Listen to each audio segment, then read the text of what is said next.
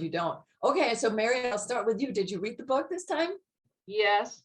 Yes. Yes. What about you, Eric? Did you read it? I'm on page 40 something now. I'm not finished though. 40, that's not, I mean, it's only what, 159 pages? Yeah. I'll get it done, but I didn't get it done. Almost there. Yeah. What about you, Cynthia? Did you read it? I sure did. You did. Okay. Did you read it 3 times like I did?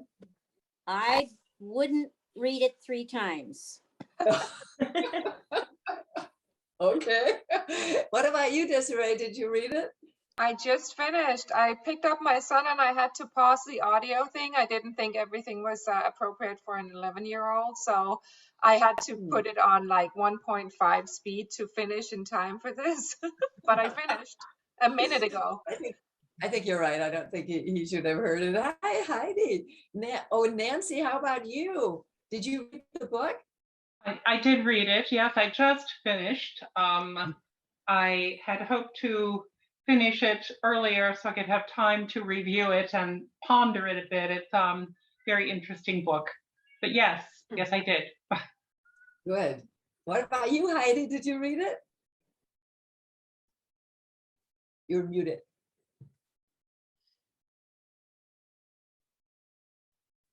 Wait, can you hear me or not? Yes, you're good. Not now, you muted yourself again. Okay, there we go. Sorry. I just finished the book today, and I didn't understand a lot of it. So that's right. I think we're all going to be kind of in the same boat here. Sandra, hello. Did you read the book? Sandra, you were muted. Sandra, I have to unmute yourself. Okay. Mm-hmm. Okay, so I read it twice because when I read it the first time, I didn't understand it either. So I went back and read it the second time. And I think I understand it a little more now. Yeah. What about you, Laura? Hi. Hey. I kind of felt the same about it. It was sort of shorter than the last book, so it felt more accessible to maybe read it a couple different times if I needed to read different passages or just the chapters themselves. So I felt like I had to go back a couple times in a few different places to sort of fully understand what was going on. Very good way of putting it. Linda, how many times did you read it? Unfortunately, once. No. Today, I after I heard the fellow speak for his interview, I went back and looked at it, and I read Alvin today, and I read the Bad Dog, and I discussed what derivatives were with my daughter, who's a finance expert. And believe me, I hardly understood what she said, but I did understand the meaning of the 5 meals that he was eating. So, yeah, I lost my brain cells. Now I don't know if I remember Danish. Of course you do. Fidelma, hello. Are you there? Yes. I am here. Hello, hello. Hi, Natalie. Hello. And nice welcome. To see you. Thank you. It's nice to see you. Yes. I'm just asking everybody if they read the book. What about you? I'll admit I didn't quite finish it, but I made a strong effort to get to the finish line before this evening's call. Wonderful. Well, it's just very nice to have you here. And everybody who, if you don't know it, Fidelma is the director of ScanDesign now. So it's really nice to have her here since ScanDesign has financed this entire series and our participation. Yes, Desiree and I have been financed by ScanDesign this past year. So it's really nice to have you here, Fidelma, and even with the troll in the background. So it makes it even more weird. One of our favorite artists there from Denmark. And I've listened into a few of the other book clubs. So I want to just say thank you to you, Desiree, for doing such a good job of facilitating the conversation and setting up such great authors to get to know better. Well, let's see how it goes today. Thank you. Hi, Marcia. And how about you? Did you read the book? Oh, yes. Of course I read the book. Wonderful. Yeah, All right. I reread part of it last night between 2 and 4 a.m. That's pretty impressive, I'd say. No, I need to be sleeping. Yeah. You are not Paul Dunker. You are muted.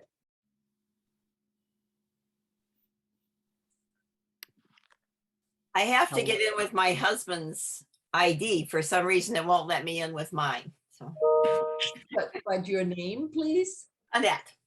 Annette. Hi, Annette. Did you read the book? Yes. Oh, gosh, we have so many who read the book. I am so impressed. Andrea, are you there? Andrea Brooks? No. Okay. We'll see. Sorry. If there's. Oh, yes, you are. Hi, Andrea. Sorry, I only read the first two and I found it a little disturbing, so I stopped. So I'd love to hear what everybody else says about the rest of the book. You know what? Let's all get started. I am thrilled to see you here today because, as you have all realized, this is a very different book. But before I get started, I want to thank Mary DeLorme, who started this series. She's here with us tonight. And Dean, who's been doing all the technology.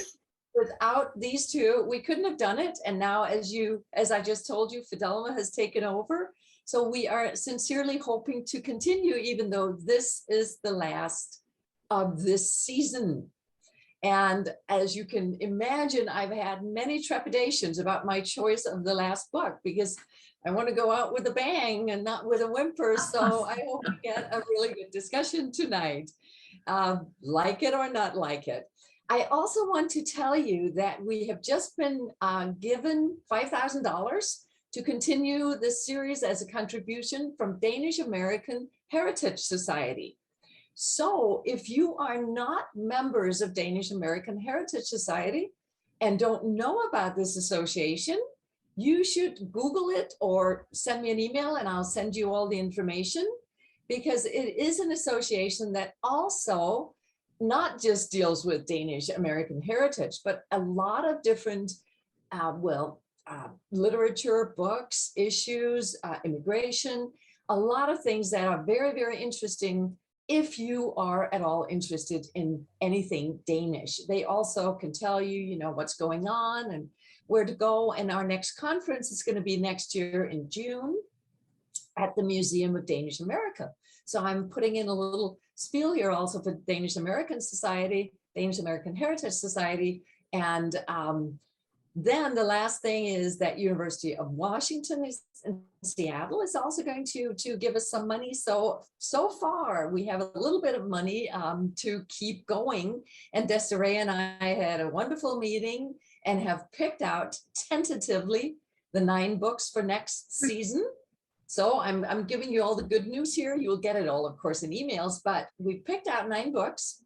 And I'm happy to say that 7 of those 9 can be downloaded for free. Okay, so nice. The last 2, I'm hoping maybe later on, but at least I checked the others and they are accessible. So that should make it a little bit easier. And of course, not in Danish, but we can always talk about that if you need them in Danish, and I buy them in Danish and I can share them with Saxo, the Danish bookstore. You're allowed to download it 10 times, quite legally. So I can always share books with the first 9 lucky participants, etc. So having said that, having given my thanks, again, I'm thrilled to see you here. I hope you also watched Jonas Eika being interviewed by 2 very enthusiastic young ladies. What was it you said, Linda? Gushing? Gushing. They were in his thrall. Yes, and they were totally enthralled by him. Well, no wonder. He is one of the young upcoming Danish authors. He won the Nordic Literature Prize. That's amazing. He's been translated to English. He's won other awards. He was shortlisted for the International Man Booker Prize. So it's something that is new, experimental, different, and obviously being, well, more or less recognized as maybe a new wave. Having said that, I'd also like to say that as I was reading and rereading, there are, of course, reminiscences of other books we've read, and there's also theory, literary theory. And as you heard in his interview, he was influenced by William Burroughs, who writes very fragmented. There's also quite a lot of postmodern, if you know a postmodern theorist, a writer called Jean Baudrillard, a French guy who talks about simulacra. I mean, there's a lot of that in the book too. So yeah, if you are interested at all in postmodernism, hello, Karen, this will also get you in that direction. If you're not interested in theory or literary theory, you don't have to go there at all. But I just wanted to mention that, yes, he's definitely had his writing shoes kind of trod in these meadows of other people's ideas and thoughts. All right, I would like to, first of all, start with a quote. And then I'm going to do the very different thing and say, who wants to choose a story that we should begin with? Because we have 5 stories, actually 4 stories, because 2 are connected. But I am throwing it out to you after I have shared my starting quote. And that is actually from the very last page of the book. When the word grasped the thing took the word unto itself and into the water with a splash. That to me resonated with the theory, of course, about our consciousness being shaped by the words that we know and by the connection between the word and the thing that denotes, that it denotes the signifier and the signified, and how it's also jumping into water, which is kind of like a primal element. And also in the psychoanalysis of Jung, Carl Gustav Jung, it is one of these archetypes that we can bury ourselves in or find ourselves in. So I'm not going to be throwing all these terms at you, okay? But I thought you should know that that was why I chose that quote as the beginning. I think it's interesting that he talks about the word and the thing, and obviously, Desiree, so do you. Well, do you want someone to pick? I'm sorry. It's a great quote. It Oh, also sorry. reminds me of the first words in the Bible. In the beginning Yes. was the word and all that. I don't know how their English translation is, but there's definitely something going on there with the beginning of things, and maybe in this case the end of things, or the end of one life, or innocence, or a transformation. There's a lot of transformation in this book. I'm not done thinking about it, but what you just said, Nita, just made me think about the first words in the Bible, and I definitely think that was intentional on his side. Because there's so much about faith and religion in there too. Yes, great comment. I think Linda. Yeah, Desiree took the words out of my mouth. In fact, I looked up the Bible, the Genesis, and it was in the beginning, and God said. So there was the word. Mm-hmm. And when I read that in the story, in fact, what I would like to do is, since you get 2 for the price of 1, do Bad Mexican Dog as one of our choices. But right. Yes, it reminded me a lot. I didn't understand the thing about the parasol or the sun cream. Maybe that's an inside Danish thing. But I did understand that there were a lot of references to creation and the destruction of creation, especially at the end with the sunset. All right. This is a great beginning. Thank you, Desiree and Linda. So everybody else, are you okay with us talking about Bad Mexican Dog, part 1, part 2? Sure. Okay. Yes. Well, one thing that I sincerely and severely missed in the interview was that Jonas Eika told us what the stories were about. he said it's a book about capitalism. It's a book about people. It's a book about, well, maybe alienation. He never said, this is really what I want you to take away as the message. So could I start out with that very broad, all-encompassing question? What is Bad Mexican Dog about? What do you see in it? What do you read into it? What do you get out of it? Is there anything you can use from that book in your everyday life and thought? I know it's a very open question to start with. I did write more focused questions on my question page, but that was really one of the things that was fascinating to me. What is he trying to tell us? I have no idea. This is Annette. I have really no idea what he's trying to tell us. But in the interview, he did bring up the point that this book has a lot to do with the financial aspects of our lives. And if any of the stories, I think, dealt with that, I think it was Bad Mexican Dog, because of the extreme poverty and hopelessness and sadness of these beach boys, or the cabana boys, and the wealthy, very wealthy people who are using them. And then they're trying to return that favor and use the wealthy people. But I thought that if there was any story in there that did what he was talking about in that interview, it was this story. I think that is a very astute comment. And I also think, Annette, that what you're saying about either side using the other is true, because I definitely see the way they treat, I don't know if you agree, but I see the way they treat the tourists maybe as things. So a reification when they're rubbing sun cream, and it's just like a thing that they're dealing with every day with all that service. Okay, they might as well have been servicing a piece of wood and putting sunscreen on that. So that was their maybe exploitation of tourists. Desiree. Yeah, that's the word I wanted to use, exploitation. And the question is, who is exploiting who, right? I mean, if we compare it to the first story, I feel like the agency or the privilege the two characters have in that story is more equal. Whereas with the Mexican boys, obviously it's not. But they also within themselves exploit each other and have a life where they like give and take and just survive and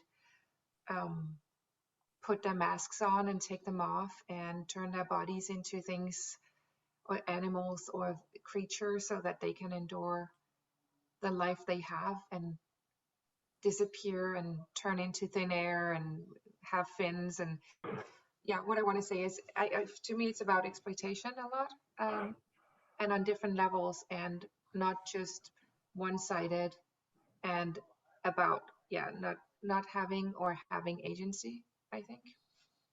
Yes, yes. Laura, keep going.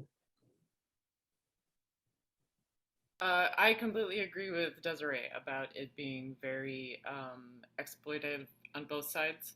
And I also thought the idea of capitalism kind of wove through the whole book because of the transactional nature of the relationship. It's on all levels. It seems to be money is exchanging hands, but there's no real emotional connection for anybody at all, which made me feel as if both sides in Mexican Dog were both just very lonely, even though they were seeking some sort of connection through this human touch, but it wasn't really genuine human touch.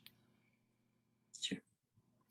I like that you're focusing on the touch, Laura, because I thought a lot about that, because there was so much physicality, of course, not just between the boys and the tourists, those two groups, but also within the group of boys themselves. So the loneliness, obviously, it seems, since Manu disappears at the end, the loneliness cannot even be killed or somehow pushed away, and they can't distance themselves from that loneliness, even though they're trying to in their group. They're trying to rely on each other in their group, as I see it. And Manu says to our beach protagonist boy that he's not going to touch anybody but him, meaning, okay, so they do have that special bond just up to the moment that he disappears. So what is it about touching, the difference between the touch of the Beach Boys to the tourists and the Beach Boys within themselves? And then, as you were bringing up, the fact that they transform into shrimps. Which was also raised in the interview, but he didn't really respond to it because the gushing ladies were just saying, that is so amazing. And I asked him, what is amazing about it? So, I was just kind of waiting for that, but what do you think? In a way, go ahead. Oh, Sandra, were you one of Okay, I mean, in a way, I felt that the way the Beach Boys behaved was kind of a performance. I mean, he always talked about how they walked, particularly when they went up to the tourists and stuff. And then the whole thing on the parasols on the beach, if you just forget the gross part, it was almost kind of like a water ballet or something. I felt this kind of performance dancing thing to it. Mm-hmm. I think that's a really good observation. I am now a cute Mexican boy. I'll authenticate that as, or slight Mexican boy, and I can have a Mexican accent. And if you want that, that's what I'll give you. There's your transaction. Yes, definitely. That's right. I'm thinking on a very tangible level that a shrimp doesn't have a spine, and there is a lot about spines in this book. And it also resembles semen in a way, in a magnified way. And I don't know how to interpret that, but I think that those connotations are definitely there. But I don't know what it really, I haven't thought about it deeper than this. Okay, so one person said grossness. Yes, and I found, I think that was you, Sandra, I found the episodes quite gross too. And that's why I had to read it 3 times, because I thought, what am I missing here? Is it gross? Yes, it is. So spineless, like jellyfish. They are spineless. They are adaptive, transformative creatures that can adapt to the best, way to make money and exploit their surroundings, right? And then inside themselves, they have living water. They have the ability to transform themselves into tiny, tiny little shrimp. They are very tiny, he says several times, in this pool of living water that they can also use to resuscitate, bring back to life a dead person. How did you see that? Is this simply his weird imagination and wanting to put in soft pornography or homosexual pornography? Why is he doing this? Did you think about that? Is it the shock effect? Does he actually mean something when they're sitting on their poles trying to regenerate life? Rubbing up and down, like, the lamp, the oil lamp, where the genie comes out. Here it's not a genie, it's a real person. How did you perceive those scenes? Because to me, they were very gross and very weird, and the blood flowing, and you're thinking, really? I did not Google a pornography site. I mean, I'm reading a serious book. It was very interesting to me to have that reaction. I don't know if you felt something similar, or if you said, okay, this is just, we are having ascension here of Ginger, and we'll have the parasol for the sun. We'll shade from the sun. We will put after sun on ourselves, and we will not be tanned and not be swallowed by the sun, even though the sun is all around us. I know I'm throwing a lot of observations out and questions, but I really want to hear what you think. Desiree. Well, I wasn't grossed out. Maybe it's just me, but to me, it was that those scenes where they're also reaching across each other's arms and I don't know, helping each other to ejaculate or whatever. It was just so lonely. I didn't feel any sexual, like, I didn't feel it was pornographic or had any like arousal feeling to it. It was just lonely and such an intimate thing that should be a connection to another person. It was just very lonely. And the way he also describes when they, I don't know if they have sex in the water or they sort of rape each other or what is going on, but it's just not a very, it's not a, to me at least, as when I read it, I didn't feel any like this is like a hot, sexy, whatever thing that No, we're yeah. exploring. It just felt distant. No, I agree. I didn't mean that. I meant, as I said, it was like a dance, like a primitive dance, you know, primitive people being out in the woods and doing a dance. But they did it in a, you know, they didn't just dance. I mean, it was sexual. But there was this performance, this dance, this thing. I don't know. Well, Yeah, I don't find it in any way arousing either. So Yeah. And Laura? I almost took it as it sort of was this moment where everybody needed to feel something else. A lot of times I think about people often maybe engaging in sexual activity after a funeral or something, when something really devastating happens, that perhaps you need to feel something else in that moment because whatever is happening at that time is too overwhelming. And I want to point out that when Ginger was killed, it was because of jealousy, you know, sexual jealousy. And it was written in the most matter-of-fact way. Okay, we pulled him aside so that the other tourists wouldn't see the hole in his head. Oh, okay. And that's wasn't it. wasn't he resurrected in the second Oh yeah, he was second resurrected. yeah. I mean, they kind of move him away so that he's out of sight of those tourists, and then they go on with their job. And then at the end of the day, they take him out and they resurrect him with their juices. And he chose to come back to them, is what Manu says. So yeah, so it's an interesting allegory for maybe, you know, like creating something out of loneliness that is yet togetherness. There's a lot of dualism and a lot of contrasts I find in the book. But can we, oh. Well, I was going to say that I also felt that it was a survival story.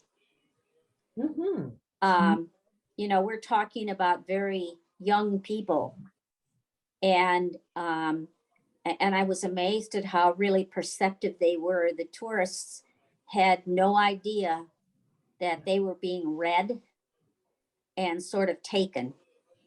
There was also at the end, there are just a couple of sentences, but when we looked at what happened on the beach, the author said the owner of the club is sitting in a hidden room above the reception desk, watching everything that happens on the beach. And a thick cable is plugged into his neck, which converts our movements into light that spread across thousands of white faces with sweat on their upper lips. And you remember when the woman went to the probably porn sites and other sites. I wonder if the boys didn't know that they were being captured on camera and perhaps performed for the boss as well. Very good point, because it connects so well to the movie, right? To the fact that you could use your own sexual subjugation and oppression as the material for blackmailing. So he's making a very clear connection in my mind between money and sex, which is, well, ubiquitous in the entire story from the day one where he learns, okay, if I want to walk like this, then I'll get better tips and the old ladies will think I'm attractive, etc. And then comes that very blatant exploitation, both of him, you could say, but it appears he was in many movies, many videos on that. And he has obviously made money for the guy who gave him the camera. And then you wonder what possessed these tourists to start acting into these fantasies. Is that just his, I don't know, his revelation of what is in the mind of tourists when they're on vacation in Mexico? That's pretty crude too. Do you want to be treating somebody else like that? Yes, obviously, because there's an audience for it. So once again, moving into capitalism, there's an audience, there's money that rules. Let's do it. But could we take what we've just said here, unless somebody wants to elaborate more about that? Because what you said about the sex being cold, impersonal, distant, could that move us into Alvin? Because in Alvin, I am kind of standing on my tippy toes saying, okay, what is going on? What is going on? Thank you, Fidelma. What is going on between these two protagonists? And is anything going on apart from those derivatives, Linda, that you can tell us all about? No, I can't tell you all about them, but I can tell you that, for example, if you buy an insurance policy, the insurance company bundles up the policies and then sells it to a reinsurance. So you have something like Munich Re. And that reminded me a lot of why he had to have 5 meals at the same time, because that's how they bundle them. They keep bundling them on and on so that you can sell $1 like 5 times, right? So that was one of the symbolisms I got with the help of my daughter who's in finance. Hey, I'm in humanities, so I don't know. Well, you got it. Thanks. Yeah. And Linda, I also thought, so other thoughts about those brunches, breakfasts, that was to me the best example of what Jean Baudrillard is saying. He's saying there are no originals. Yeah. Everything in our world is copies today. And what he does, he uses, an ancient kind of image of that first album that the Beatles won, a gold album for, that they could hang on the wall, and that was theirs. And it was made from this first form, this first thing that was the absolute first album of the Beatles. And he said, what do we do today? We have nothing that is the first, the original. We can all stream online.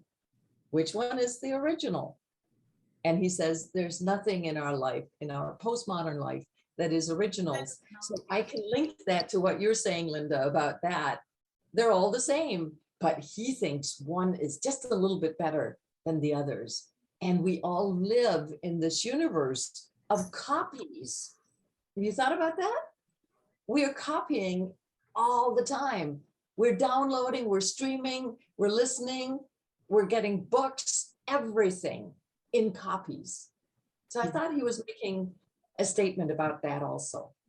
I don't know if that was just me or if anybody thought about that. How did you see those? How did you see those 5 lunches? And back to my initial questions, how do you see the relationship between the 2 men?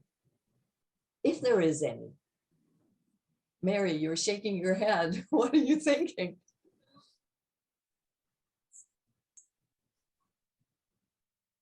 Sorry.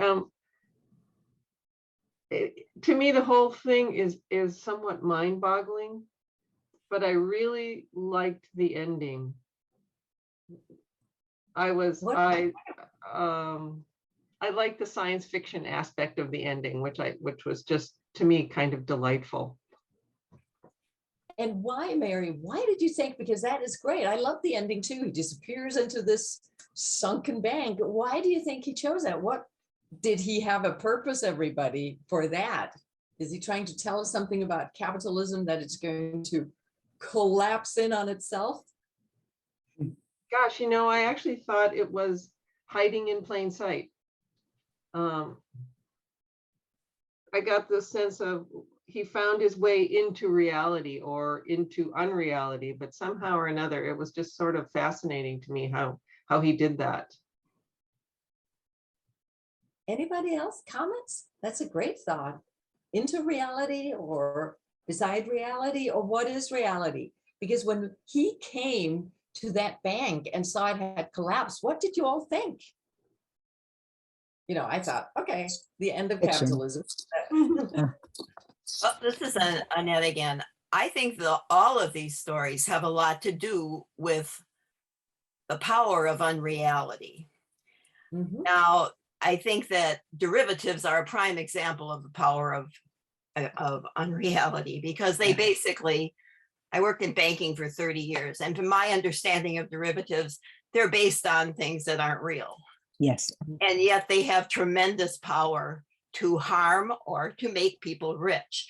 And I think throughout this book, it's the unreality that has the power, not the reality. So I think a lot of this book seemed to me like someone who had taken, when you take LSD or drugs and you get into a state where you do not know what is real and what is not real, and you have to kind of go with that or you go crazy. And that is what I think this book is about, that sense of the unreality and the power of unreality in our world.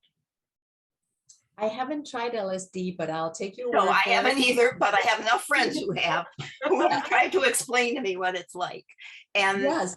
when No, I first read this book, I was going to give it to a couple people and say, do you think he just took drugs and wrote this book? But because there was that feeling about it to me. I mean, there was like somebody had left their corporal body and was somewhere else with their mind and was writing a story. There was a lot of that feeling in this book. Yeah, the book really has a sense of tripping out, doesn't it? Yeah. Can we translate that to something really nicer sounding and say it's exploration of the psyche, you know, of the consciousness, right? Then, all of a sudden we're not tripping. We're just traipsing into other worlds. That's right. Yeah, I will definitely second that. He writes about drugs in a way where I completely would believe it if he said he had tried them. But so just to piggyback on what Annette said, this guy can write and he can describe what something feels like down your neck or the sensation on your skin.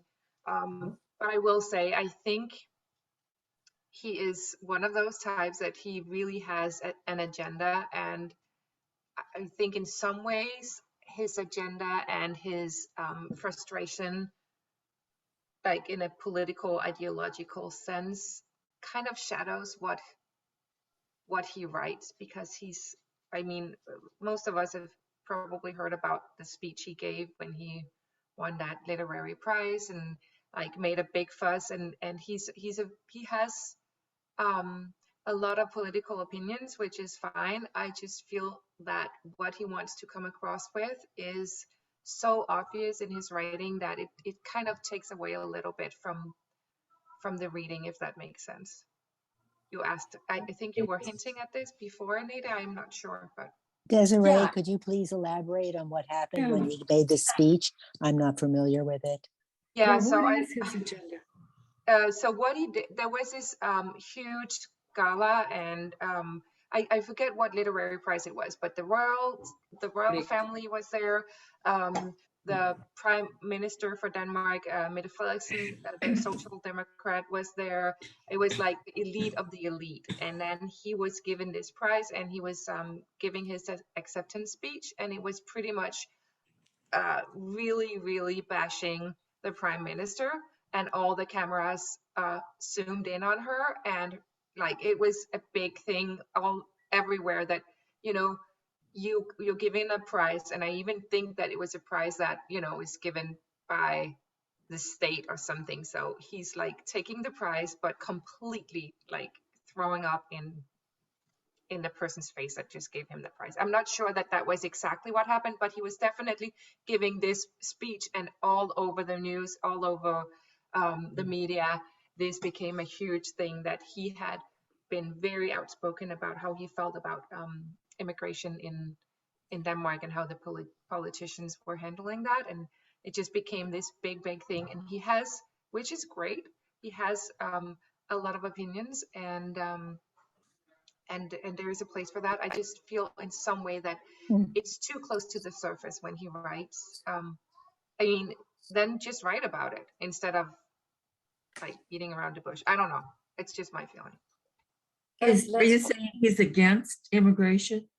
Oh no, no, he's for it. No, Yeah. he's He's completely for it. for it. He thinks that Denmark is treating like with the immigration politics is violating human rights and stuff. So he was very, very outspoken about that in a forum that most people would say was not the right place, but other people would say it's a perfect place. But my point is that his agenda definitely shines through, even in a text that doesn't necessarily, maybe it is about this, but yeah. But Mary, Thank you. I Thank you. Mary, and say, so you were saying something about, you saw it as reality versus non-reality. How did you see that? I mean, do you want to elaborate on that? Did you like his description of reality, or did you think it was unreal, or did you just like the science fiction aspect that he was disappearing into a womb, so to speak? Well, that's an interesting question, Nada. I thought the whole first part of the story was more dreamlike than an actual experience. And that when he found his way into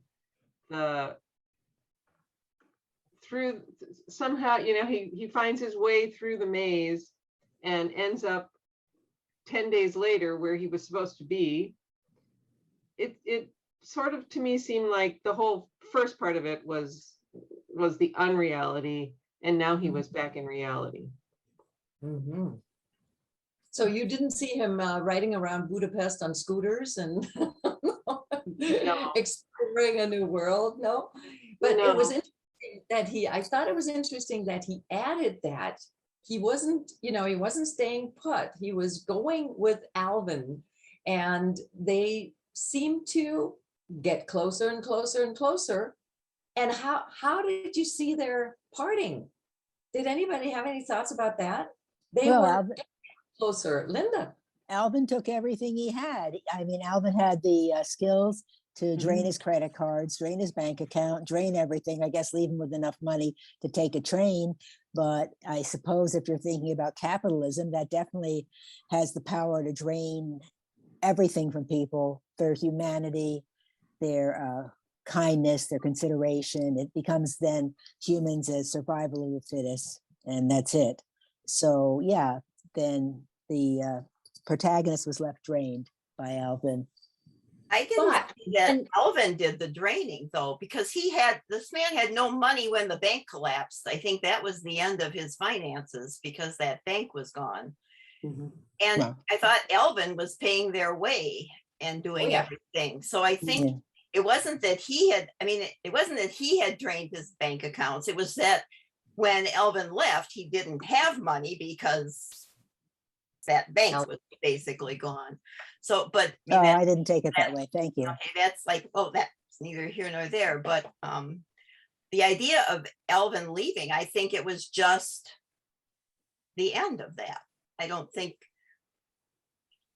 there was any more to be had by either party in that situation, maybe. And that was, or the end of the dream, whatever it was.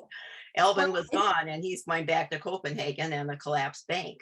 But I mean, well, he has a physically collapsed bank. I didn't read it as a physically collapsed bank, although the people were in it and under a lot of concrete. But if you ever worked for a bank that the Fed was closing down, that is exactly what you feel like is happening to you. So I did feel that, that was again, maybe a symbol of what happens when banks collapse. But except I felt there was hope at the end, because not everyone died in the bank.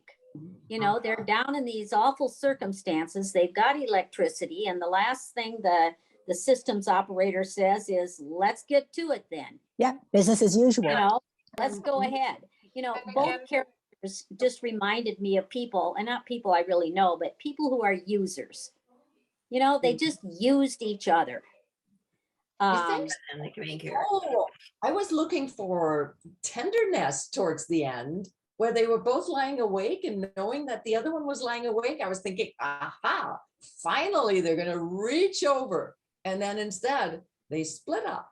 Okay, that's great. I'm sorry, you were waiting.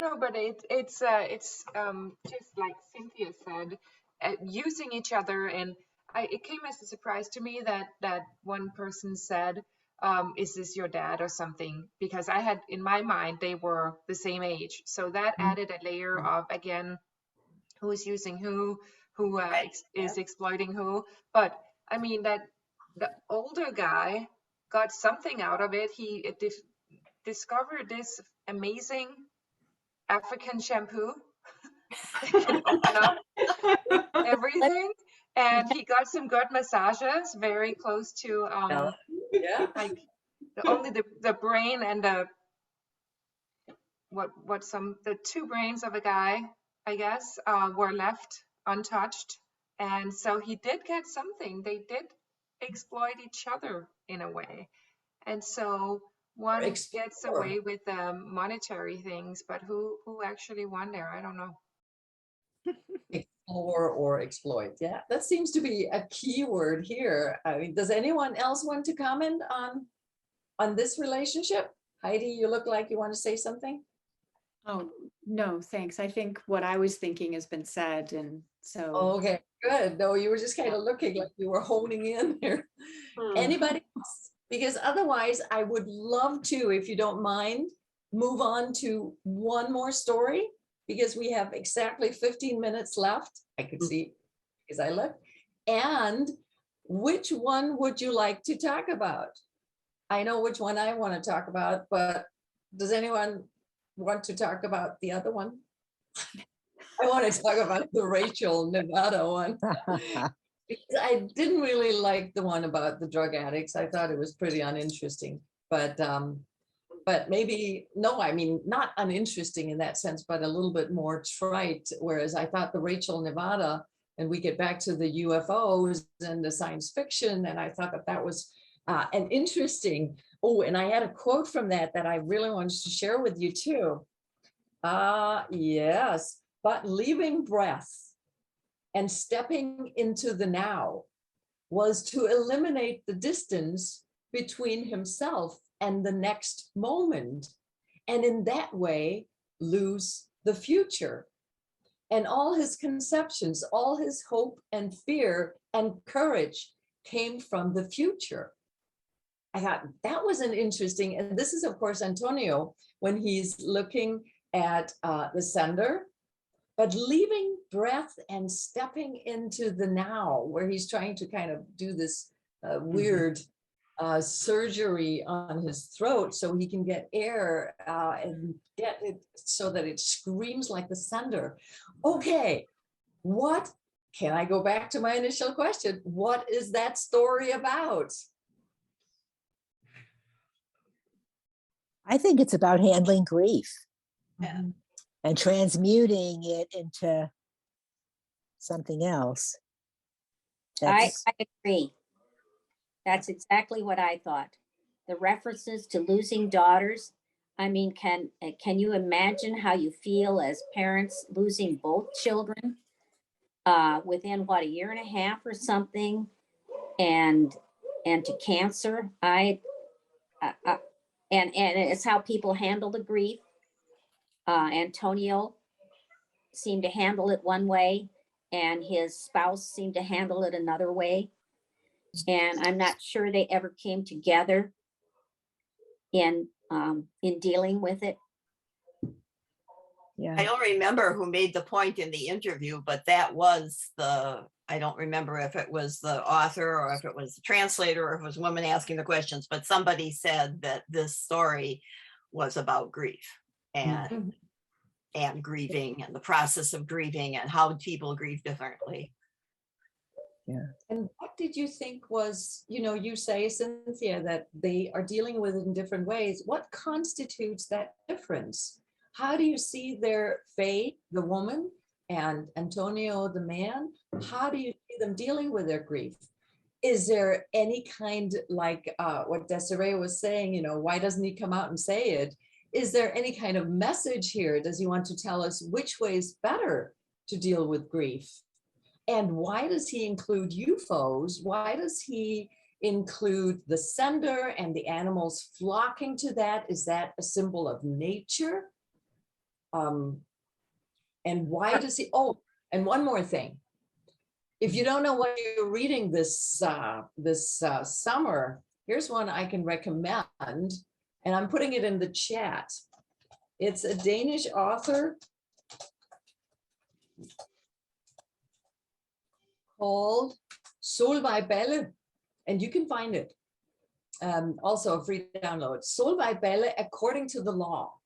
And the reason I wanted to bring that up at this point is that she has, in her book, 4 little stories, so to speak. I mean, 4 stories about 4 different people. They're interconnected. One of the persons wants to become nothing.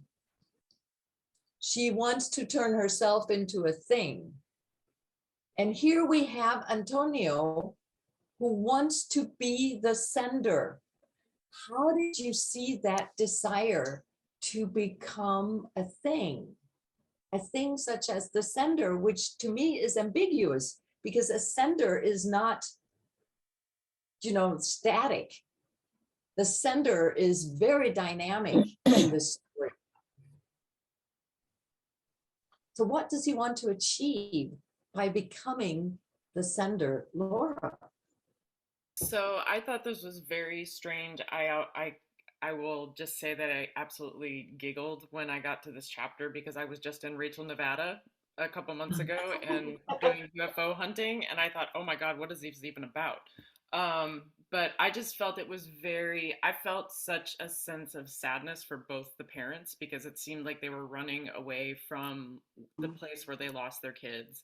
And then they end up in this strange little town, which is literally the most bizarre place I've ever been in my entire life. It's really 56 people stay there. And the little alien is exactly how they describe it in the book.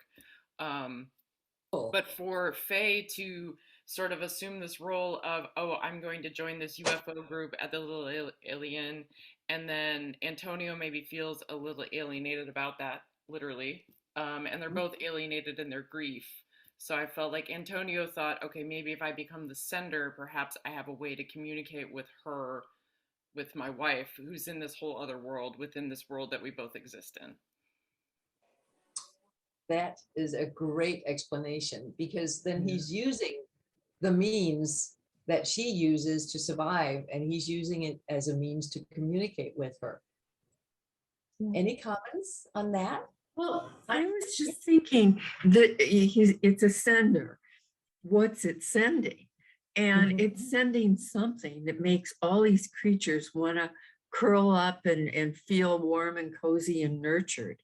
So is it sending succor, nurture, you know, warm feelings, something that all the animals like? Does he want to do that then? But doesn't it seem to you, Sandra, that it's sending a scream? Scream, yeah. He is delving into that scream and making it part of himself.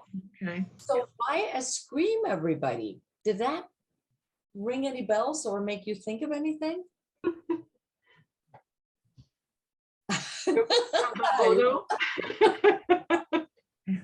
Hey, we got it. I should have a poster. You know, I think it's an emotional. I think it's a way for a release of emotion. But I also began to wonder if it wasn't a way to reach his daughters, who he missed so much. Yeah. So I saw it as a primal scream. Yes, a primal scream of giving birth. Yeah, giving birth, kind of like the first scream. And maybe that would be a way that he could get back both to his wife and to his 2 lost daughters, because he would find the new life that seems to nurture the animals. And he would like to be in that nurturing position, I think. Yeah. the author talked a lot about his study of Christian mysticism when he was talking about this story. I am not familiar with Christian mysticism, but as he was explaining what he thought, it seemed to me that the wife had a faith and still kind of had her daughters with her because of that. He, without faith, did not have his daughters with him anymore. And the little bit he talked about with Christian mysticism, it has something to do with finding something within yourself that is sufficient to kind of sustain you. And not so much finding it outside as, you know, somebody who is going to save you, but something internal. Does anybody know? Centering, yes, centering down. It's Okay. centering down, which is part of Christian mysticism and definitely part of the Quaker experience. You center down and become one with, I guess you would call it the deity, the divine. And yeah, it's centering down into yourself. And that reminded me a lot in the story of when he's touching the alien object, that he goes into it and centers down in it. But Linda, And then does it feel that kind of cutting into yourself? Because it seems like it's a little bit, I don't know, self-harm, yeah, it's self-mutilation with his sort of tracheotomy of some sorts. But yeah, I mean, then what does one think about Christianity or mysticism? Are you mutilating a part of yourself to believe? Well, that's what I was reading in it, but I'm sure there's a lot of other interpretations. Mutilating yourself to find belief. Yes, Desiree, I think we're getting closer to understanding this story. And I have a question whether you guys also saw it as almost trying as a man to carve out a place in an environment where it's very female defined or oriented. There's a lot about the like you said, about like the female experience and the sucking, you know, and the breasts and the almost giving birth, a primal scream and all that. But where does he, with his male being, fit in to all of that? Did you guys think about that? I don't. I'm just wondering if that is what he's also trying to carve out, literally, in the story. Nancy, you're nodding your head. What do you think? You have to yeah, good. Yeah, I think it's quite a remarkable book, actually, and I really liked the ending, and I thought it was kind of interesting that I was left with this, it's a happy ending feeling at the very end. I found the acknowledgments very interesting as well, where he talks about, how does he say it exactly here? Some of their statements and images are hiding under mine. So I do think this is a very multi-dimensional tale, you know, and I think it's very interesting. I hope to encourage myself to read it again in the near future. I think it certainly requires more than, you know, the one reading I gave it. So I did enjoy it, but I enjoyed all of the books. I really had a wonderful time attending, and I'm so glad you will continue on in the fall. So thank you. Yeah. But I mean, I agree. I think this is fascinating. What about faith? Can we conclude about faith? Because we've had kind of suggestions here that they have different kinds of faith, because his wife believes in the UFOs, and at the same time she gives academic lectures about the UFOs. Do you see, again, we're concocting a mixture here of opposites, and he's building bridges between that. They know their daughters are not going to come back. They know they've ended up in the desert. And I loved it, Laura, that you had just been there and could say what a weird place it was. I mean, because it really appeared very strange. And yet there seems to be this faith that is, I don't know if you see that as kind of this thread that is going through the stories. There's some kind of faith, maybe in all the stories, that maybe there will be some kind of happy ending, or at least an ending that is not unhappy. I don't know if any of you. I thought the ending wasn't particularly happy. I thought he gave more thought to Faye than she gave to him at all. You know, Yes. she came home and, you know, she's all excited and talking about who she met without saying anything, you know, what did you do, honey? Or, you know, whatever. And continually through the experience, he's thinking about where she might be. You know, I almost feel he's the more sensitive of the couple. And I don't think that she appreciates that. No, I think you're right. And that's something to do with what Desiree said about the feminine and the masculine. He seems to be definitely more in tune. And then we have that very strange obituary at the end. And I don't know if you remember from the interview, but he said, well, I kind of have to finish my books. I'm finished, but then I have to finish them a second time. And I thought that that's where he veered off, because I wanted him to finish with this well-established faith that she had come home, she had found some kind of reason to keep living. He had been in the desert, he had found a reason to keep living, and then they could combine that and maybe find a different future. And instead he veers off to something that seems completely random. And randomness, to go back to my introduction, you know, my few words there of introduction, is another theme in postmodernism, that you cannot predict anything, that you don't have the grand narratives that we used to, where everything was in its place, and especially in the biblical sense. But everything today is randomly fractured. And if we want to find a union, we actually have to actively create it. I don't know if that's something that could be the kind of finishing comment, Mary. I actually liked the obituary. I thought it was a really interesting way to put a little bit of an umbrella over the whole situation, and it captured the experience. Yeah, and it sort of just, it captured the female aspects of the story, and how, you know, it all kind of came up sort of a groundswell of support.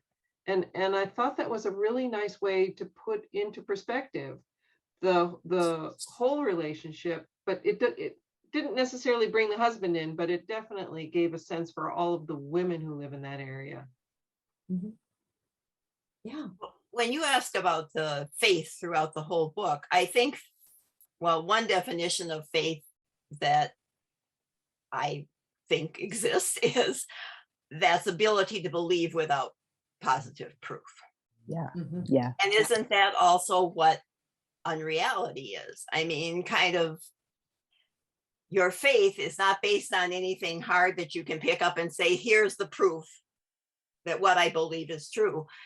And a lot of this book is based on things that you can't grab and hold on to as proof, which faith, unreality, and the control that it has. I think that those are two of the themes, and maybe they are the same theme that runs through these stories.